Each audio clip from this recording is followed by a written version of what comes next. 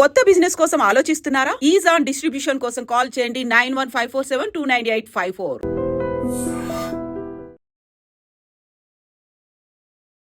Welcome to iDream media. So చాలా మందిలో kidney function దెబ్బతినడం, kidney failure వరకు వెళ్ళడం చూస్తూ ఉంటాము. దానికోసం కిడ్నీ ట్రాన్స్ప్లాంట్ అని కూడా చెప్తూ ఉంటారు. అయితే కిడ్నీ ఫంక్షన్ అనేది ఎందుకు దెబ్బతింటుంది, కిడ్నీలు పనిచేయట్లేదని మనం ఎలా తెలుసుకోవాలి, ప్రీ సిమ్టమ్స్ ఏమైనా కనిపిస్తాయా? సో అంతేకాకుండా కిడ్నీలు ఫెయిల్ అవుతే సో ఓన్లీ ట్రాన్స్ప్లాంటేనా, ఇంకా ట్రీట్మెంట్స్ ఏం లేవా? సో కిడ్నీ ట్రాన్స్ప్లాంట్ తర్వాత ఎటువంటి జాగ్రత్తలు తీసుకోవాలి, పూర్తి వివరాలు తెలుసుకుందాం. మనతో పాటు ప్రముఖ urologist, andrologist and kidney transplant surgeon doctor Sandeep గారు ఉన్నారు. డాక్టర్ గారు నమస్తే అండి. నమస్తే మేడం. డాక్టర్ గారు, కిడ్నీ ఫెయిల్యూర్ అని చూస్తూ ఉంటాం కదా, ఎందుకు కిడ్నీలు పూర్తిగా ఫెయిల్ అయ్యేంత వరకు తెలీదు? అది మీరు చెప్పిన దానికి మీరు చెప్పింది ఒక వరకు వాస్తవమే, కానీ మధ్యలో వార్నింగ్ సిమ్టమ్స్ అనేవి ఉంటాయన్నమాట. రెడ్ ఫ్లాగ్స్ అంటారు. ఇప్పుడు కిడ్నీలు పాడవుతున్నాయని ఎలా తెలుస్తుంది అంటే రెగ్యులర్ చెకప్స్ చేసుకోవాలి ఫస్ట్. ఈ షుగర్ బీపీ ఉన్న వాళ్ళకి ఏమవుతుంది అంటే ఆ షుగర్ బీపీ ప్రతి ఆర్గన్ ఎఫెక్ట్ చేస్తుంది, ప్రతి అవయవం మన బాడీలో ఎఫెక్ట్ అవుతుంది. హెయిర్ నుంచి టోనైల్ వరకు అన్ని ఎఫెక్ట్ అవుతాయి, అందులో కిడ్నీలు కూడా ఒక భాగమే. So first sugar control, BP control ఇది చేసుకోవాలి. తర్వాత కిడ్నీ పనితనం ఎలా ఉంది అనేది ఎలా తెలుస్తుంది అంటే simple blood test. Blood test లో క్రియాటినిన్ అంటారు. క్రియాటినిన్ నార్మల్ ఉంటే (1) ఉంటే నార్మల్ అనమాట, అంటే బ్రాడ్ గా. జెంట్స్ లో (1.2, 1.3) ఉండొచ్చు, అంతవరకు ఉండొచ్చు. సో నార్మల్ లెవెల్స్ ఉంటే మీ కిడ్నీలో రెండిట్లో అట్లీస్ట్ ఒక్కటి బాగా పనిచేస్తుంది అని అర్థం అనమాట. 2 కిడ్నీలు ఉంటాయి కాబట్టి ఒకటి బాగా ఫంక్షన్ చేసినా ఈ బాడీలో ఫంక్షన్ అనేది మెయింటైన్ అయిపోతుంది. మనకి క్రియాటిన్ ఎప్పుడు పెరుగుతుంది అంటే ఈ 2 కిడ్నీలు దెబ్బతిన్నప్పుడు క్రియాటిన్ అనేది పెరుగుతుంది అనమాట. క్రియాటిన్ పెరుగుతుంది అంటే మనం ఫస్ట్ వెళ్ళాల్సింది డాక్టర్ దగ్గరికి, అది కూడా కిడ్నీ స్పెషలిస్ట్ దగ్గరికి. ఎందుకు పెరుగుతుందో తెలుసుకోవాలి. దీనిలో 2 రకాలు ఉంటాయి. ఒకటి ఏంటి అంటే రివర్సిబుల్, ఇంకొకటి ఇర్రివర్సిబుల్. అంటే కొంచెం పెరిగి మనం జాగ్రత్త, డీహైడ్రేషన్ లో కూడా పెరుగుతుంది, అక్యూట్ కిడ్నీ ఇంజురీ అంటారు. సో డీహైడ్రేషన్ లో కూడా పెరుగుతుంది. సో ఇది అక్యూట్ అనుకోండి, మళ్ళీ మనము దేని వల్ల అయితే పెరిగిందో అది కంట్రోల్ చేసుకుంటే బ్యాక్ వెళ్ళిపోతుంది. క్రానిక్ కిడ్నీ డిసీజ్ అంటారు, సికేడి. అది ఏంటి అంటే ఇంకా మనము ఏం చేసుకున్నా అది కిడ్నీ అనేది రివర్సిబుల్ డ్యామేజ్ లోంచి వెళ్ళిపోయి ఇర్రివర్సిబుల్ వెళ్ళిపోతుంది, ఇంకా బ్యాక్ రాదనమాట. సో వాళ్ళకి ఏంటంటే ఇంకా క్రియాటినిన్ పెరిగిపోతుంది. సో ఇట్లా బాగా పెరిగిపోయినప్పుడు క్రియాటినిన్ మోర్ దెన్ 6 అట్లా వెళ్ళినప్పుడు 2 ట్రీట్మెంట్స్ ఉంటాయి. ఒకటి డయాలసిస్, అది మెయిన్ అనమాట, ఎమర్జెన్సీ డయాలసిస్ చేస్తాం వీక్లీ 2 టైమ్స్. ఇంకా నాకు డయాలసిస్ వద్దు అంటే మనం మళ్ళీ కిడ్నీ ట్రాన్స్ప్లాంట్ చేస్తాం అనమాట. అంటే మంచిగా పనిచేసే కిడ్నీ వేరే వాళ్ళ నుంచి తీసి మనకి పెడతాం. ఈ ట్రాన్స్ప్లాంట్ లో కూడా 2 రకాలు ఉంటాయి. ఒకటి ఏంటి అంటే ఇప్పుడు ఇంట్లో బంధువులు కానీ లైవ్ రిలేటెడ్, అంటే బతుకున్న వాళ్ళు 2 కిడ్నీలు ఉంటాయి కాబట్టి ఒకటి ఇస్తారు, అది లైవ్ రిలేటెడ్. ఇంకొకటి ఏంటి అంటే కెడావర్. కెడావర్ ఏంటి అంటే ఇప్పుడు బ్రెయిన్ డెడ్ అయిన పేషెంట్స్ వాళ్ళు ఆర్గన్స్ డొనేట్ చేయాలి అనుకుంటే అప్పుడు వాళ్ళకి కిడ్నీ తీసి ఇస్తారు అనమాట. ఈ రెండిట్లో మనం ఏదైనా అవైలబిలిటీని బట్టి చేసుకోవచ్చు.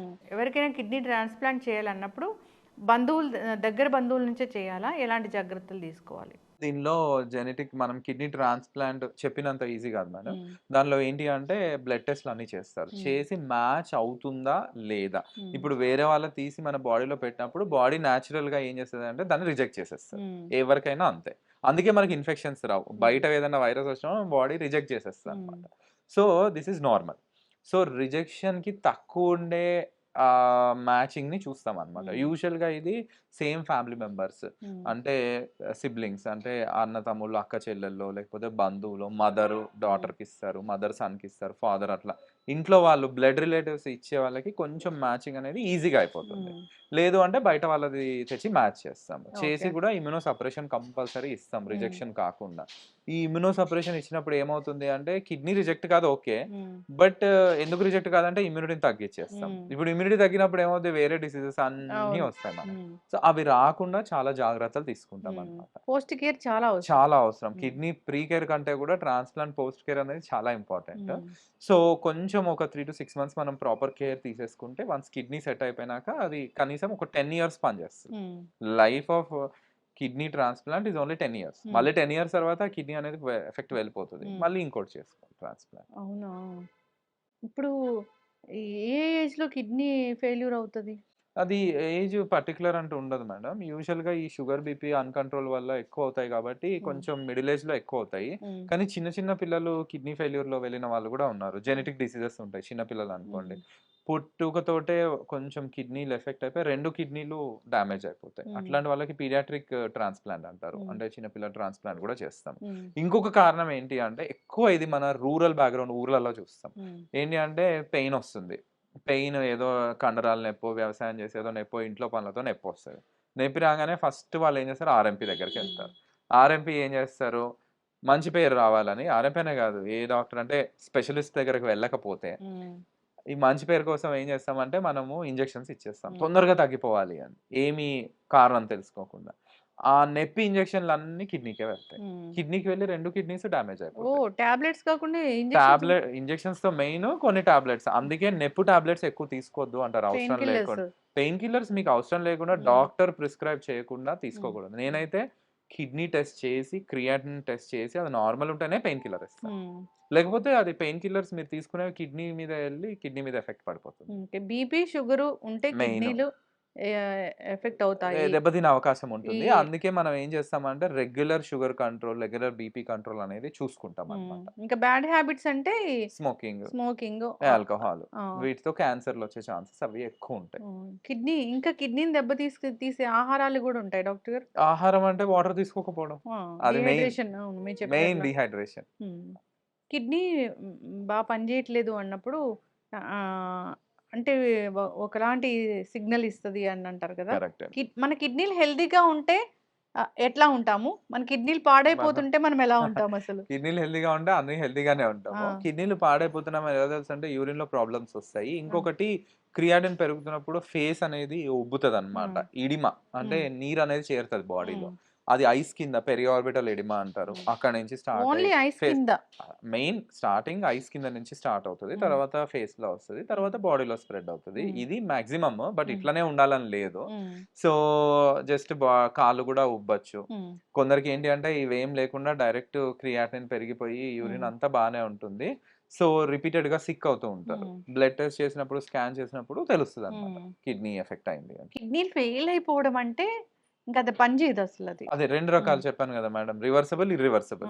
రివర్సిబుల్ అంటే మనం కొంచెం సరైన టైంలో ఎళ్లి మనం ఫ్లూయిడ్స్, గ్లూకోజ్ అవన్నీ పెట్టుకొని దాన్ని మందులు ఇచ్చేసి ఇన్ఫెక్షన్ ఉంటే యాంటీబయాటిక్స్ ఇచ్చేసి దాన్ని బ్యాక్‌కి అంటే తీసుకురావచ్చు. ఫిల్ట్రేషన్ అనేది తగ్గిపోతదా? అంతే మేడం. ఆ! ఫిల్ట్రేషన్ తగ్గిపోతుంది. ఆహా! మెయిన్ కిడ్నీ ఫంక్షన్ ఎక్స్‌క్రీషన్ గదా మేడం. అవును. సో, యూరిన్ వచ్చినా దానిలో ఏమి వ్యర్థ పదార్థాలు ఉండవు. వ్యర్థం అనేది లోపలే ఫిల్టర్ ఉంటుంది. చేయకుండా. వ్యర్థం అనేది లోపలే ఉంటుంది కాబట్టి క్రియాటిన్ అనేది పెరుగుతదన్నమాట. హ్మ్. ఇవాళ రేపు మనం ఇది గూడా జూస్తాము. ఆ! జిమ్‌కెళ్ళి అందరూ ప్రోటీన్ షేక్స్ అవును. తీసుకుంటారు. హ్మ్. ప్రోటీన్ షేక్స్ కూడా హ్మ్. డైరెక్ట్ కిడ్నీ ఫెయిల్యూర్ అని చెప్పను గానీ, హ్మ్. ఈ ప్రోటీన్ షేక్స్, ఈ హార్మోన్స్ మంచి బాడీ ఉండాలి. షార్ట్ కట్స్ అన్నమాట. హ్మ్.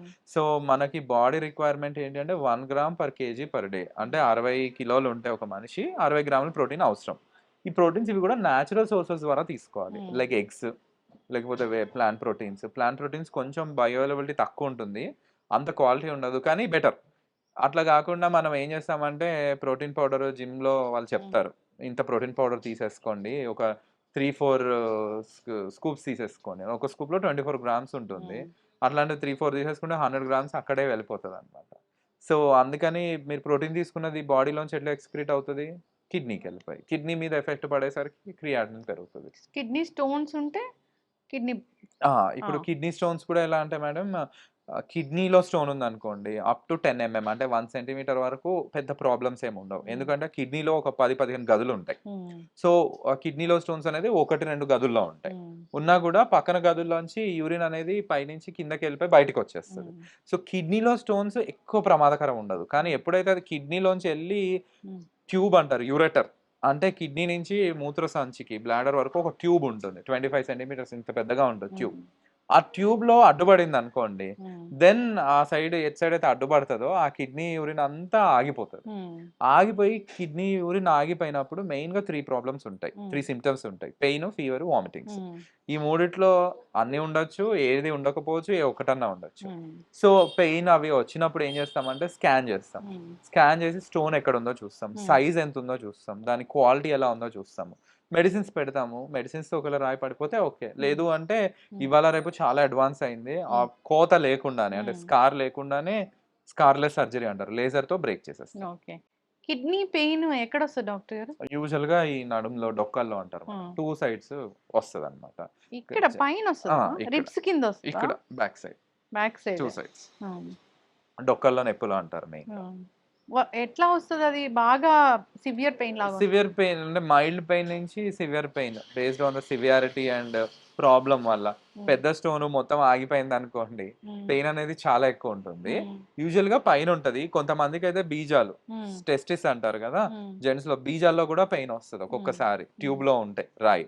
ఇంకొకసారి ఈ బొడ్డు కింద కూడా నొప్పి వస్తుంది అనమాట. మూత్ర నాళం ఎప్పుడైనా బ్లాక్ అయినప్పుడు యూరిన్ సరిగా వెళ్ళక బొడ్డు దగ్గర కూడా పెయిన్ వస్తుంది. సో ఈ పెయిన్ కొంతమందికి సెన్సిటివ్ ఉన్న వాళ్ళకి చాలా ఎక్కువ ఉంటుంది పెయిన్. షుగర్ ఉన్న వాళ్ళకి అది అదృష్టం కాదు, దురదృష్టం. సో షుగర్ ఉన్న వాళ్ళకి పెయిన్ అనేది తక్కువ ఉంటుంది. సో వాళ్ళు పెయిన్ ఉండదు కాబట్టి నెగ్లెక్ట్ చేసేస్తారు. ఏమీ యూరిన్ ఫ్లో లేదు. మంచిగా ఉంటదా?